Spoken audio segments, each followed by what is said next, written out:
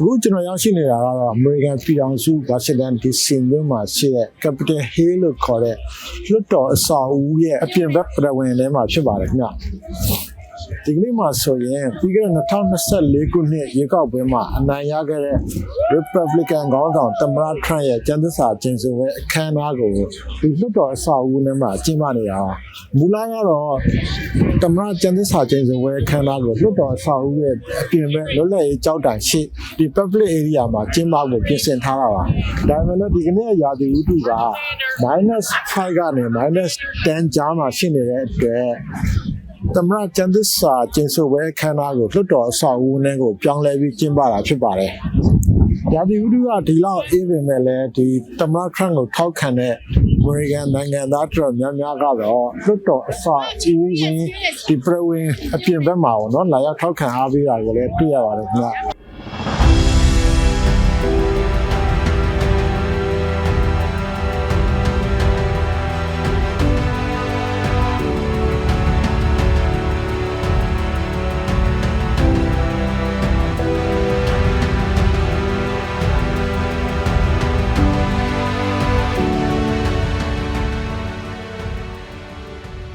ဒီကနေ့သမ္မတ Trump ရဲ့ကျန်းသစ္စာကျိန်ဆိုပွဲကိုတရုတ်နိုင်ငံဒုတိယသမ္မတတက်ရောက်တာလည်းတွေ့ရပါတယ်။ဒါဆိုရင်အမေရိကန်သမ္မတရဲ့ကျန်းသစ္စာကျိန်ဆိုပွဲမှာတရုတ်နိုင်ငံဘက်ကအမြင့်ဆုံးခေါင်းဆောင်တဦးတက်ရောက်တာတွေ့ရတယ်။ဒါအပြင်ကိုသမ္မတ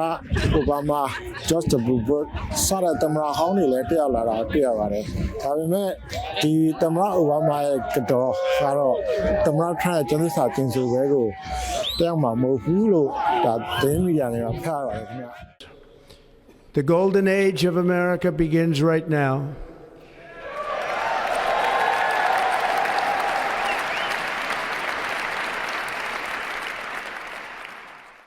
Is now returning to America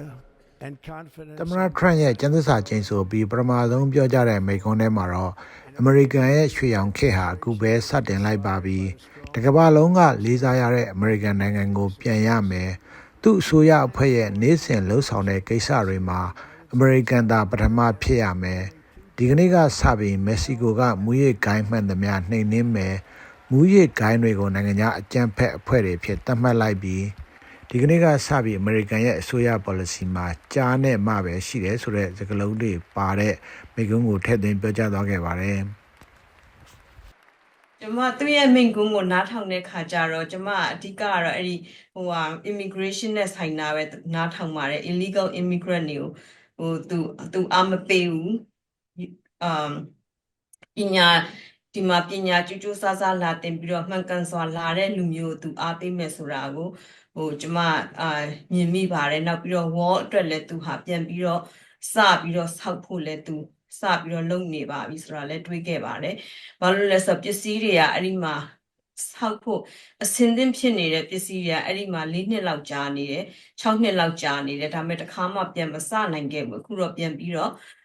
စနိုင်တော့မယ်ဆိုတာကိုလည်းမြင်ပြီးတော့အဲ့ဒီအတွက်လည်းကျမအားရပါတယ်။ဘာဖြစ်လို့လဲဆိုတော့ကျမရဲ့အမြင်ကတော့လူဆိုတာကိုရဲ့လူမျိုးအရင်ကြည့်ရမယ်ကိုယ့်ရဲ့အိမ်တောင်စုကိုအရင်ကြည့်ရမယ်ကာကွယ်ရမယ်ကောင်းအောင်လုပ်ပြီးတော့မှပဲသူများနိုင်ငံကိုကူညီလို့ရမှာမယ်အဲ့ဒါမှကိုခြေထောက်ကိုအရင်ရက်နိုင်မှ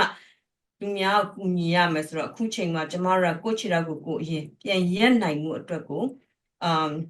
စူးစမ်းနေတဲ့အချိန်ဖြစ်ပါတယ်ဆိုတော့ကျမတို့တိုင်းသူပြည်သားတွေလူတဦးချင်းအတွက်လည်းစူးစမ်းဖို့လိုတယ်ဆိုတာကိုကျမမြင်ပါတယ်I will immediately begin the overhaul of our trade system to protect American workers and families. Instead of taxing our citizens to enrich other countries, we will tariff and tax foreign countries to enrich our citizens. သမ္မတ Trump က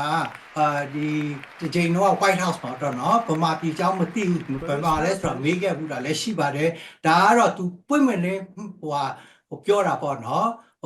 မတိတာကိုပြောတာပါအဲ့တော့မတိတဲ့သူကို तू အခုလို့ကျွန်တော်တို့ကသူ့ကိုပြောပြပြီးတော့အခုညီတောင်း तू ပေးခြင်းလည်းပေးမယ်မပေးခြင်းမှလည်းပေးမှာအဲ့တော့ဒါပေမဲ့ကျွန်တော်တို့ကပြတ်သားသိရမယ် အခု Joe Biden လက်ထက်မှာကျွန်တော်တို့ကိုဒီလိုမျိုး EO နဲ့3နှစ်ကအလကားချိန်ကုန်သွားပါတယ်ကူညီရနော်မရနော်အဲ့ဒါတွေကကျွန်တော်တို့ချိန်ဆိုင်သွားဒီမျိုးဒေါ်လာတွေအတွက်ပေါ့နော်သူပြောထားတာတွေသူလုပ်မယ်ဆိုတာကိုလုပ်ကိုလုပ်ရမယ်ဆိုတာသူသိတယ်ဆိုတော့ तू လုပ်သွားမှာပါအဲ့လိုလုပ်သွားမယ်ဆိုတော့ကျွန်တော်စိတ်တွေအနည်းဆုံးဒီ America First ဘက်ကတော့ပမာတစ်နှစ်အနည်းဆုံးပေါ့နော်2နှစ်လောက်ဒုတိယနှစ်လောက်မှာစပြီးတော့နိုင်ငံခြားတွေအတွက်ပေါ့နော်တခြားဒီနိုင်ငံတွေအတွက်ကူညီထောက်ပံ့ပေးစာလုပ်ရှာရှိလုပ်ပါမှာအဲ့လိုကူညီပေးတဲ့ထက်မှာ तू ကတော့ဒီလိုစီရေးနဲ့လုံးတိုက်ခိုက်မှာမဟုတ်ပါဘူးသူကစီးပွားရေးသမားဆိုတော့စီးပွားရေးအနေနဲ့ပဲဖြစ်ဖြစ်နိုင်ငံရေးအနေနဲ့ဖြစ်ဖြစ်ကျွန်တော်မြန်မာနိုင်ငံကိုထိုက်ချိန်တန်တဲ့ခါကျရင်ပေါ့နော်ကုညီပံ့ပိုးပေးမယ်လို့ကျွန်တော်ယုံကြည်ပါတယ်သူတို့ကပြောတဲ့အတိုင်းလုပ်တဲ့ပါတီဖြစ်တယ်ပြီးလို့ရှိရင်တော့သူတို့ကအားလုံးအတွက်ညီတူညီမျှသူကကြီးတဲ့သူတွေဖြစ်တဲ့ကြောင့်မို့လို့ဒီနေ့သူတို့လာပြီးမှအားပေးရဖြစ်တယ်ကျွန်တော်မြန်မာနိုင်ငံနဲ့ပတ်သက်မှကျွန်တော်ဒီ Mr. Troy အစိုးရမှာကျွန်တော်မျှော်လင့်တဲ့ဥစ္စာကဒီကျွန်တော်မြန်မာနိုင်ငံအရေးမှာတရုတ်ကအမြဲတမ်းဝင်ရောက်ဆွတ်ဖြတ်နေတဲ့ဥစ္စာတရုတ်ကကျွန်တော်မြန်မာပြည်သူကိုအမြဲတမ်းကစားတဲ့ဥစ္စာတွေကိုဒီ Trump အစိုးရကလက်ပိုက်ကျင်းနေမှာမဟုတ်ဘူးသူတို့ကတရုတ်ကမြန်မာနိုင်ငံကိုအနိုင်ကျင့်တဲ့ဥစ္စာတွေပြောရှိတော့ဒီဒေါ်လာအိမ်မှာပတ်သက်နေတဲ့ဥစ္စာတွေကိုမမှားကမှုတွေကိုဒီအစိုးရကရပ်တန့်စေလိမ့်မယ်ဆိုတာကိုလုံးဝယုံကြည်လို့ဒီအစိုးရကိုလည်းအားပေးတယ်ထောက်ခံတယ်ပြောရှိတော့အခု Biden လက်ထက်မှာအကောင့်ထဲမှာပေါ်နိုင်တဲ့ Burmese Act ပေါ့နော်ဒီ Burmese Act လည်းဒီ Trump ရဲ့အစိုးရမှာသူကဒီဟာကိုအကောင့်ထဲပေါ်အောင်တခုခုဖြစ်လာအောင်လုပ်ပေးနိုင်လိမ့်မယ်လို့မျှော်လင့်ချက်ရှိတဲ့ကြောင့်မို့လို့